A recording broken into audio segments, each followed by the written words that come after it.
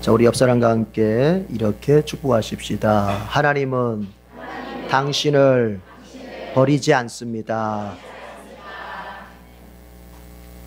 오늘 설교 제목 같이 한번 따라해 볼게요. 주님은 결코 자신의 백성을 버리실 수 없다. 그렇습니다. 주님은 결코 자신의 백성을, 선택한 자신의 백성을, 한 번 삼은 자신의 백성을 결코 버리실 수 없다. 제가 책에서 읽고 나서 굉장히 사랑에는 정말 이런 능력이 있구나라고 감동받았던 글이 있었는데요. 여러분 한번 들어보세요. 이게 뭐 책에서는 그렇게 기록되어 있어요. 미국에서 실제로 있었대요. 이 사건이 뭐냐면 어느 산부인과 병원에서 산모가 쌍둥이를 낳았어요. 근데 이게 조산으로 낳았어요. 그러니까 조산이라고 하면 달이 차기 전에 먼저 난 거죠. 10달이 차기 전에 먼저 태어난 거죠. 그러면 보통 조산으로 아이들 이렇게 출생하다 보면은 약하잖아요, 몸이 좀. 그렇죠? 다 채워서 낳지를 못했으니까. 그런데 쌍둥이 중에 특별히 이 동생이 건강이 많이 안 좋았어요. 심장이 너무 안 좋았습니다. 그래서 숨이 고르지를 못해요. 보아하니까 이게 얼마 못 살 것 같아. 의사가 진단해 보니까 곧 죽을 것 같아요. 그래서 고민에 빠졌습니다. 그때 간호사가 이런 제안을 합니다. 선생님, 이왕에 며칠 있으면 죽을 아이인데 우리 그 형하고 같이 형하고 같은 인큐베이터에 이렇게 좀 같이 이렇게 있게 하면 안 됩니까? 이렇게 제안을 했어요. 그러니까 이제 우리가 세상 말로 말하면 여러분 형제로 태어났으니 인연 아닙니까? 그렇죠? 그 특별한 관계잖아요. 근데 곧 죽을 건데 죽기 전에 형하고 같이 좀 단 몇 순간이라도 좀 같이 있게 해주면 좀 안 되겠느냐, 이런 뭐 의미의 제안이었던 것 같아요. 이게 병원의 법으로 볼 것 같으면 안 되죠. 인큐베이터에 같이 넣는다고 하는 게. 그런데 의사가 뭐 말대로 정말 며칠 있으면 죽을 건데 사람이 좀 정을 베풀어야겠다 하는 마음으로 이제 같이 이렇게 형하고 한 인큐베이터에 동생을 같이 집어넣었답니다. 그런데요, 그 쌍둥이 형제가 같이 이렇게 그 인큐베이터 안에 있을 때 쌍둥이 형이 자기의 오른손으로 이렇게 동생의 목 근처에다 이렇게 손을 이렇게 갖다 대더래요. 이렇게. 상상이 되십니까? 이렇게 돌아서. 그런데 그런 일이 있은 다음부터 하루가 지났는데요, 이 동생의 몸이 정상으로 회복이 됐다는 거예요. 정상으로. 그러니까 뭐예요? 이제 조산하잖아요. 조산하. 태어난 지 얼마 안 됐잖아요. 뭘 알아요? 그런데 조산하라도요, 여러분, 사랑하고 사랑받을 때 몸이 회복이 되는 거예요.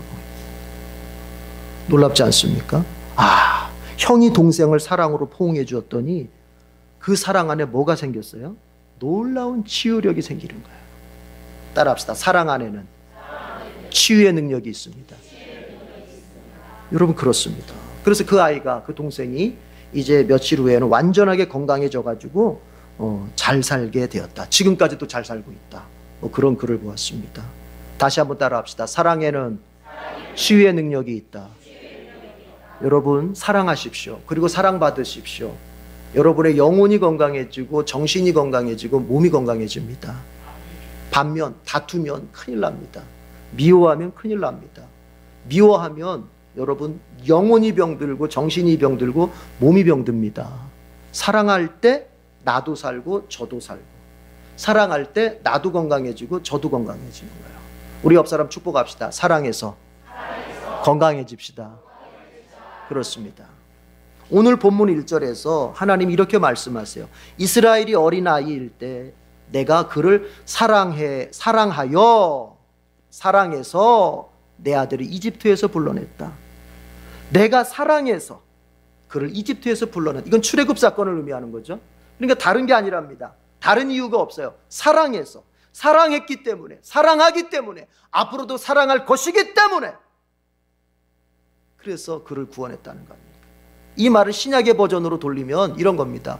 내가 예수 안에서 너희들을 구원했는데 그 이유는 너희를 사랑하기 때문이라는 거예요. 여러분, 하나님께서 여러분을 사랑하십니다. 하나님께서 여러분을 정말 사랑하십니다. 오늘 말씀하시잖아요. 다른 게 아니다. 사랑하기 때문에, 사랑해서 우리를 이용해 먹으려고, 우리 신자 만들어서 우리의 물질을 이용하고 시간을 이용하고 우리의 인생을 이용해 먹기 위해서 하나님이 구원하시는 것이 아니라 우리를 사랑해서, 우리를 너무나 아끼고 사랑해서, 그래서 자기 아들 예수까지 십자가에 못 박고 우리를 구원하셨다는 구약적 얘기를 하고 계신 겁니다. 여러분, 하나님이 우리를 사랑하십니다. 하나님이 우리를 사랑하십니다. 믿으시기 바랍니다. 그런데 잘 생각해 보면 사랑도 수준이 달라요.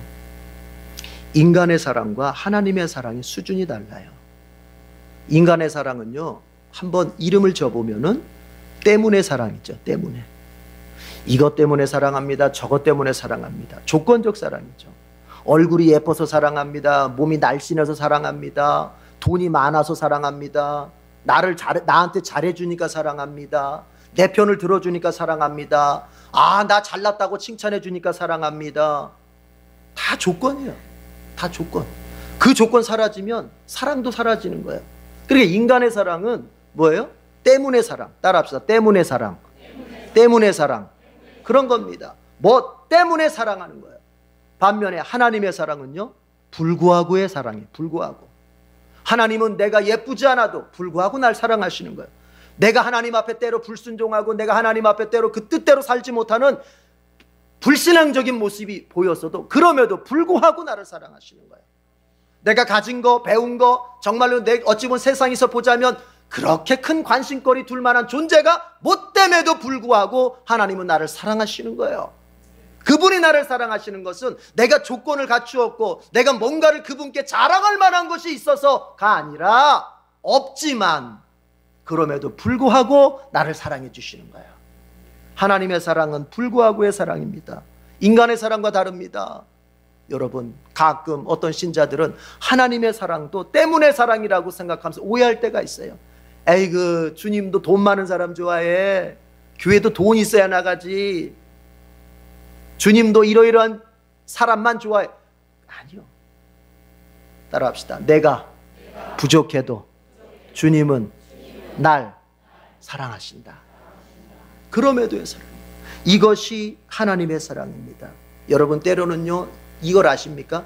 내가 너무너무 잘못된 인생, 잘못된 신앙의 삶을 살아서 비록 징계를 주실 때에도 여러분, 그럼에도 불구하고 주님의 사랑은 떠나지 않습니다. 변치 않습니다. 징계는 하실지언정, 나 잘되라고 회초리는 조금 되실지언정, 그렇다고 사랑이 떠나는 게 아니에요. 사랑이 바뀌는 게 아니에요. 두 아들이 집안에서 서로 이래 뭐 말다툼을 합니다. 형이 이럽니다. 야 임마, 너 이제 아버지가 너 사랑하지 않아. 네가 하도 그런 못된 짓을 많이 하니까 너 임마 이제 아버지가 너 사랑하지 않아. 너 같은 건 자식 취급도 안 할 것이다. 형이 이제 동생한테 따끔하게 훈계라는 거예요. 근데 그 얘기를 밖에서 아버지가 어떻게 이렇게 거기 머물다가 들었어요. 근데 형이 막 동생을 혼나는데 근데 말은 논리적으로는 맞아. 동생이 하도 못된 짓을 많이 하고 되니까 논리적으로는 맞아. 형 말이 틀린 말이 없습니다. 그런데 아버지가 듣다가 아버지가 문을 확 열면서 말합니다. 아니다. 네가 잘못했어도 나는 너를 사랑한다. 동생이 잘못했어도 아버지는 여전히 사랑한다. 다만 이렇게 사랑한다. 어떻게? 네가 잘할 때는 기뻐하면서 사랑하고 네가 못할 때는 슬퍼하면서 사랑한다. 비록 슬퍼하면서 하는 사랑이라도 사랑은 사랑이다. 여러분, 우리가 예수님 잘 믿고 신앙생활 잘하면 주님이 기뻐하면서 영광을 받으면서 마음에 큰 기쁨을 누리면서 우리를 사랑해 주십니다. 그러나 때로 우리가 믿음이 떨어지고 기도를 못하고 삶이 엉망으로 이렇게 추락할 때, 그래서 우리가 주님 보시기에 참 합당한 삶을 사는 일에 잘 못할 때도 여전히 주님이 슬퍼하시지만 뭐 하신다? 사랑은 하신다. 믿으시기 바랍니다. 어떤 경우에서든지 한 번 택한 자기 자녀의 사랑을 하나님이 거두어 들이시는 법이 없어요. 왜요? 오늘 말씀 8절에 뭐라고 말합니까? 이렇게 말하잖아요. 내가 너를 어떻게 버리겠느냐? 에브라임아, 이스라엘에 내가 너를 어떻게 버리겠느냐? 어떻게 너를 원수의 손에 넘기겠느냐? 8절 중간쯤 보니까 뭐라고 되어 있습니까? 너를 버리려고 하여도, 따라합시다, 나의 마음이 허락하지 않는구나. 이 말이 무슨 말이겠습니까? 하나님이 이 녀석들 못됐어, 좀 버려야 되겠어 해도 하나님의 마음이, 하나님의 속성이, 하나님의 본성이 그게 허락이 안 된다는 것입니다. 아니 이것들 좀 버렸으면 좋겠는데, 그러면 내가 좀 속이 편하겠는데. 아이 그럴 때 있잖아요. 우리도 자식들이 하도 속색이면 어때요? 아이고 이놈들 좀, 뒤에 말은 제가 안 해도 알죠? 그럴 때가 있잖아요. 그러나 여러분 어때요? 부모의 마음이 그래도 내 자식이야. 하나님이 그런 뜻입니다. 에브라임아, 어찌 내가 너를 버리겠느냐? 이스라엘아, 내가 어찌 너를 원수의 손에 넘기겠느냐? 너를 버리려고 해도 내 본성이 허락되지가 않는다. 사도 요한이 뭐라고 말했습니까? 요한일서 4장 8절에 이렇게 말했습니다. 하나님은 사랑이시라는 거예요. 본성을 넘어서서 하나님 존재 자체가 사랑이시라는 거예요. 그러니까 미워하고 싶어도 버리고 싶어도 도대체가 하나님 자신이 사랑이기 때문에 그게 허락되지가 않는 거예요. 여러분, 지금 하나님께서 이스라엘을 향하여서 사랑한다, 너희들을 내가 버릴 수가 없다, 이게요 뭐냐면 이스라엘 백성들이 잘못하고 있습니다. 신앙생활 잘하지 못했어요. 호세아 당시가 잘 못할 때요. 호세아 당시에 이스라엘의 신앙은 아주 악으로 아주 치달았어요. 이게 여로보암 2세 때 얘기인데, 여로보암 2세는 능력이 많았습니다. 이 왕이, 그러니까 여로보암이, 북이스라엘의 여로보암이 두 명이 나오잖아요. 북이스라엘을 설립했던 여로보암이 있고, 이 두 번째는 여로보암 2세라고 불러요. 우리가 성경에는 이게 안 나와요. 다 여로보암으로 나와요. 그러니까 같은 사람이 아니에요. 호세아 당시에는 여로보암 2세, 이 사람은 능력이 얼마나 좋았는지 영토를 확장하고 그 다음에 무역을 잘해가지고 이 북이스라엘이 아주 경제적으로 호황을 누릴 때입니다. 그러니까 경제적으로 호황을 누리는데, 여러분 이 물질이라는 게 그렇습니다. 물질이 제 자리에 제대로 있으면 얘가 유용한 도구가 돼요. 그러나 물질이 위치를 잘못 잡으면 그 인생 망가뜨리고 신앙 망가뜨리거든요. 제가 어제 어느 그 모임에 가서 설교를 했는데 바로 이 부분, 어제 제가 가서 설교한 게 어떤 물질과 하나님과의 관계에 대해 얘기를 했는데, 여러분 물질은 자기 위치가 있어요. 위치가 어디예요? 물질은 하나님과 사람 밑에 있어야 되는 거예요. 그게 제 물질의 위치예요. 근데 세상이 엉망으로 돌아가고 신앙이 엉망으로 돌아가면 이게 물질이 위치가 바뀝니다. 하나님과 사람 위로 올라간단 말이에요. 그걸 가리켜서 우리는 이제 우상이라고 말하는 것이고, 예수님께서 말씀하시는 만몬, 돈신을 말해요. 돈신. 그러니까 이 당시가 먹고 살기가 너무 풍성해졌어요. 너무 잘 됐어요. 그런데 신앙은 엉망이 되어버렸어요. 그러니까 아주 못됐다 해도 이렇게 못될 수가 없어요. 그러니까 호세아가 볼 때 이렇게 간다면 곧 하나님께서 이거 심판하실 텐데, 이런 생각을 가지고 있는 건 선지자가. 그러니까 자 2절에서 여러분 2절에서 3절 읽어봅시다. 2절 3절 다 같이. 2절 3절 시작. 그러나 내가 부르면 부를수록 이스라엘은 나에게서 멀리 떠나갔다. 짐승을 잡아서 바알 우상들에게 희생제물로 바치며 온갖 신상들에게 향을 피워서 바쳤지만 나는 에브라임에게 걸음마를 가르쳐 주었고 내 품에 안아서 길렀다. 죽을 고비에서 그들을 살려주었으나 그들은 그것을 깨닫지 못하였다. 그리고 쭉 내려와서 7절 보시오. 7절 뭐라고 되어 있습니까? 내 백성이 끝끝내 나를 배반하고 바알을 불러 호소했다. 끝까지 하나님을 배반하는, 끝까지. 사랑해서 출애굽시켰습니다. 이스라엘을 사랑해서, 그 이집트 노예 430년 동안의 이집트의 노예 생활하는 걸 사랑해서 건져줬어요. 그리고 하나님의 시내산에서 언약 맺으면서, 우리 출애굽기 다 배웠잖아요. 언약 맺으면 내 백성 삼았어요. 그리고 그들에게 이제는 율법을 주면서 너희는 뭔가 고상하고 이방 민족과는 다른 어떤 정말 독특하고 고상하고 아름다운 민족으로 한번 살아봐라. 내가 율법을 줄 테니까. 그렇게 해서 했는데 그들이 어떻게 했다고요? 하나님이 부르면 부를수록 더 도망가는 거예요. 하나님이 야야 일로 와 그러면 저 반대로 가는 거예요. 그리고 하나님께서 젖을 물려 가슴을 내치고, 이건 엄마의 표현 아닙니까? 가슴을 내치고 젖을 물려서 먹이고, 아이고 내 자식 잘 커라 했는데 어떻게 합니까? 그 젖 먹고 힘나가지고 누구 찾아가요? 바알 찾아가는 거예요. 주님께 기도해서 복 받아가지고 주님께 기도해서 문제 해결받은 다음에 어디 가요? 세상으로 나가는 거예요. 세상으로.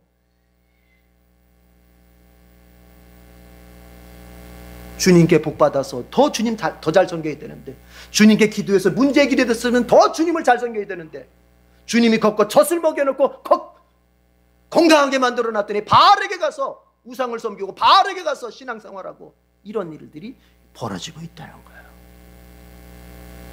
그런데도 하나님 말씀하시는 거예요. 그렇다고 내가 너희를 버릴 수가 없다 하시는 거예요. 여러분, 이 마음을 아셔야 돼요. 이 마음을. 우리가 신앙생활할 때 어떻습니까?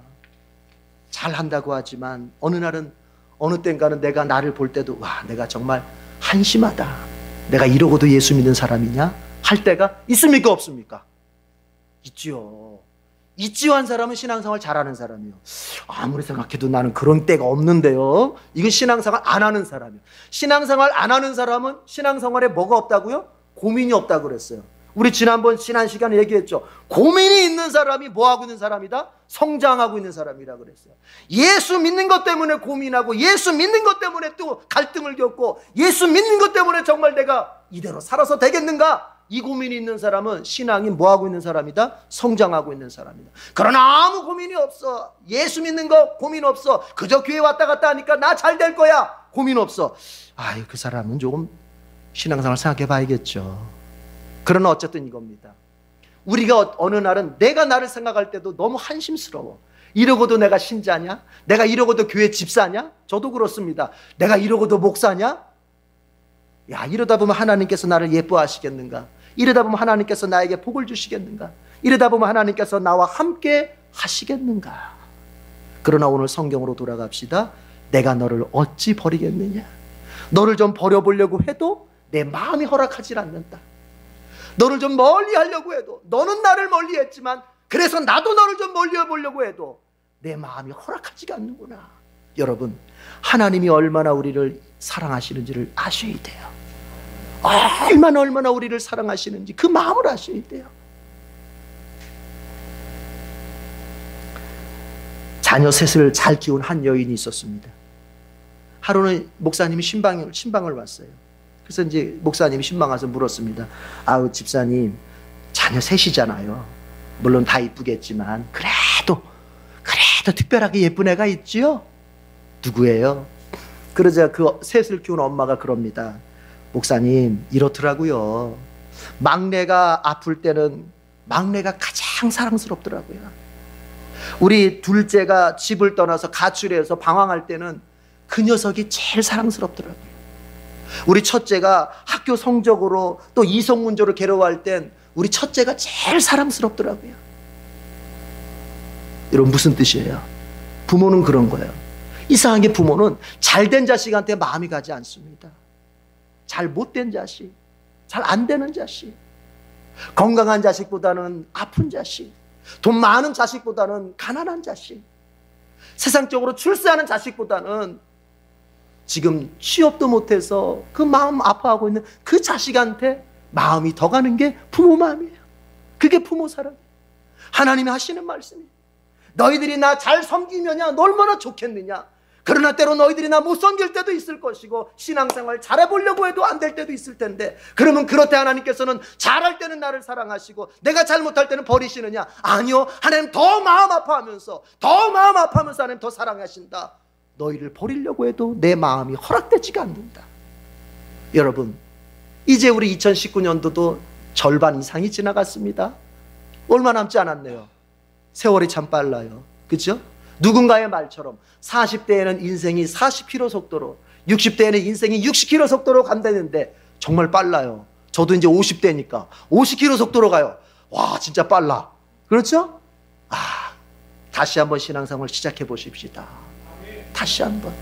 지난날 내가 못했던 거, 내가 지난날 부족했던 거, 하나님 뜻대로 잘 살지 못했던 거, 이래서 자꾸 그것이 나를 정죄합니다. 나를 심판합니다.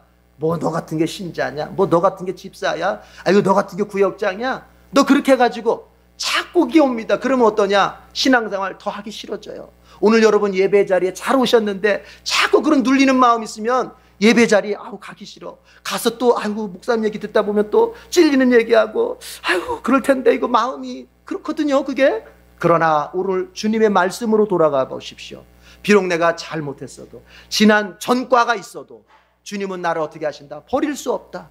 주님은 오히려 나를 불쌍히 여기신다. 그 8절에 중반절 이후 그렇잖아요. 마음이 허락지 않는구나. 너를 불쌍히 여기는 애정이 나의 속에서 불길처럼 강하게 솟는다. 오히려 나를 불쌍히 여기시고 나를 사랑하는 마음이 이 하나님의 마음에서 불길처럼 솟아오른다는 거 아닙니까?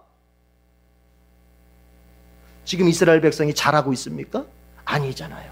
지금 이스라엘 백성이 신앙생활 제대로 하고 있습니까? 아니잖아요. 그런데도 하나님은 뭐예요? 버리지 않을 뿐만이 아니라 오히려 사랑하는 마음이, 이스라엘을 사랑하는 마음이 불길처럼 솟아오른다는 거 아닙니까? 여러분, 힘내십시오. 다시 한번 일어나십시오. 하나님의 사랑을 믿으시고 다시 한번 힘내서 예수 믿는 신앙생활에 헌신할 수 있기를 바랍니다. 여러분, 탕자가 어느 순간, 그렇죠? 누가복음 15장에 나오는 이야기 잘 알고 있지 않습니까? 어느 순간 탕자가 좀 못된 생각이 들었어요.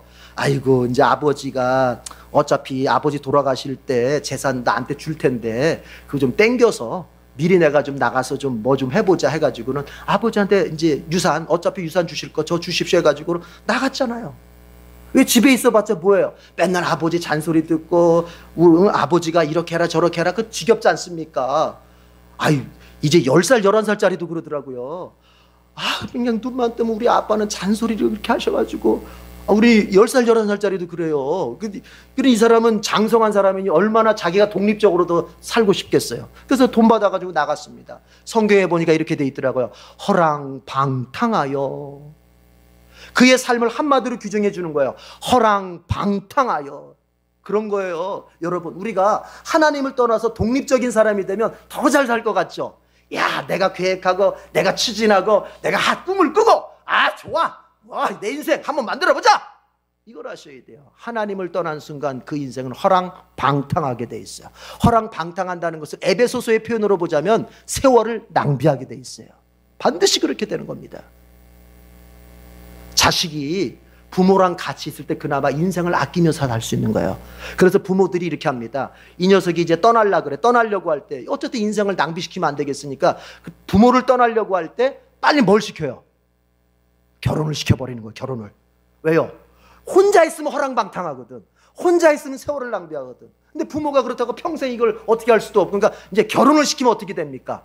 그렇죠. 부부가 있기 때문에 또 어떻게 절제된 마음을 가지고 또 삶을 또 아주 살게 되거든요. 무슨 얘기예요? 인간은 혼자 있을 때 죄 짓습니다. 인간은 혼자 있을 때 타락하게 돼 있어요. 아담과 하와가 선악과 언제 먹었습니까? 혼자 있을 때입니다. 마귀는 꼭 혼자 있을 때 찾아옵니다. 여러분, 혼자 있을 때 마귀가 찾아와요. 어떤 죄가 중독으로 나에게 작용하는 사람들이 있죠. 죄가 중독으로 작용해요. 이상하게 고치려고 난 잘 안 고쳐져. 그러면 그런 사람일수록 이제 우리가 느끼잖아요. 아, 이게 습관이, 이게 지금 이 습관을 지금 마귀가 이 습관을 지금 내가 충동질 하는구나. 요거 좀 빨리 행동해 보라고 마귀가 이 습관을 충동질 하는구나. 그럴 마음 오죠? 오잖아요. 안 와요? 저는 오던데. 오잖아요. 그러면 어떻게 해야 돼요? 혼자 있으면 안 돼요. 그 시간 혼자 있으면 당합니다. 절대로 못 이깁니다. 따라합시다. 나는 마귀를 못 이긴다. 못 이깁니다. 여러분, 이긴다고요? 에헤이, 못 이깁니다. 하나님과 함께 있을 때 이기는 거예요. 그래서 중독에 어떤 내가 중독된, 습관된 어떤 거 자꾸 유혹이 올라오면 그땐 빨리 다른 사람을 찾아서 같이 그 시간을 보내야 돼요. 믿음의 사람이면 더 좋겠죠. 기도하면 안 돼요. 기도하지 마세요. 그때 혼자 기도하다가 죄져요. 기도하다가 죄진다고. 그때는 빨리 사람 만나서 내가 나를 감시자를 만들어 놔야 돼요. 왜냐하면요, 중독이나 습관은 그 시간만 지나가면 그 불같이 올라왔던 마음이, 욕망이 사그라들게 돼 있습니다. 그래서 그 시간을 넘겨야 돼요. 그 시간을. 그거 어떻게 넘겨야 돼요? 사람 만나서 좋은 얘기하고, 믿음의 사람이면 믿음의 얘기 나누면서 그 시간을 잘 흘러보내야 돼요. 여러분, 탕자가 그렇게 나갔잖아요. 허랑방탕했잖아요. 그런데 어느 날 탕자가 또 깨달았어요.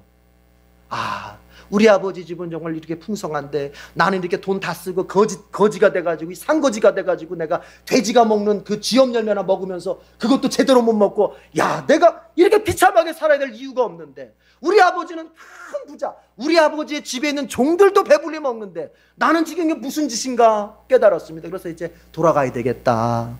가서 아버지한테 아들 시켜달라는 말은 도저히 양심상 못하겠고 그냥 아버지 집에 있는 종 취급이라도 받으면서 내가 살아야 되겠다 하면서 돌아오죠. 돌아올 때 어떤 일이 벌어져요? 야, 탕자가 집에 가까이 와 보니까 여러분 누가 먼저 나와 있었습니까? 아버지가 먼저 나와 있는 거예요. 아버지가. 탕자는 그렇게 생각했을 거예요. 가서 대문 두들기면은 누가 나오고 이랬어요. 그거 필요 없어. 벌써 아버지가 거기서 이 아들 이 녀석이 언제 오나 기다리고 있었던 거예요. 이게 하나님의 마음입니다. 예수님이 그 탕자 얘기, 누가복음 15장의 얘기는 바로 호세아 11장의 얘기를 현대판으로, 예수님 당시 현대판으로 설명하신 거예요. 아버지는 아들을 버릴 수가 없는 거예요. 아버지는 자녀를 버릴 수가 없는 거예요. 비록 허랑방탕하게 살고 타락하며 살고, 그래서 세상 사람들은 그 아들을 보면서 에이 더러운 놈, 망가진 놈, 에이 바보 같은 놈, 병신 같은 놈 손가락질 할지 몰라도 아버지는 그럴 수 없는 거예요. 아버지는 기다리는 거예요. 끝까지 기다리는 거예요. 아들이 돌아올 때까지. 그게 하나님의 마음이다.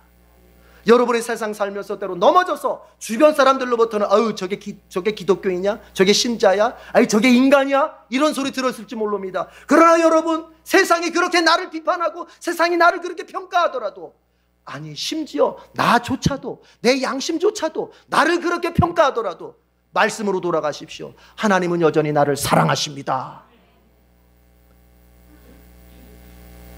어떤 경우에서든지 신앙을 포기하지 마십시오. 어떤 경우에서든지 예배를 포기하지 마십시오.